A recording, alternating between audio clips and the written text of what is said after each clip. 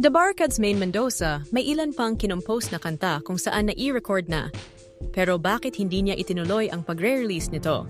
Bago pa nga naging libangan ni The Barkads Main Mendoza ang pagdadub smash noong 2015, kung saan siya na-discover ng Eat Bulaga, hobby na ni Main nung siya pa lang ay high school student, ang pagsusulat ng vlogs at mga tula na kanya namang ina-upload sa kanyang personal website na may titulong The Pessimistic Optimistic Bella.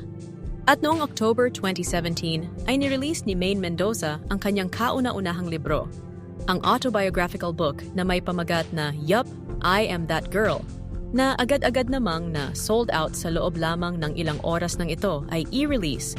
Kaya naman agad-agad din silang nagre-imprinta ng mga kopya para sa mga nais pang bumili.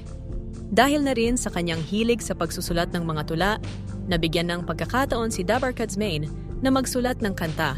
At ito ay para mismo sa kanilang movie ng kanyang katambal nun na si Alden Richards, ang Imagine You and Me. Kasalukuyan nga itong may mahigit 3.1 million streams sa Spotify. Bukod pa nga dyan, may ilan pa siyang mga kanta na kabilang siya sa mga nagsulat tulad ng Parang Kailan Lang na may mahigit 3.2 million streams at Lost With You na may mahigit 700,000 streams. Gayunpaman, sa kabila ng success ng kanyang mga kanta, aminado pa rin si Main na nahihiya siya.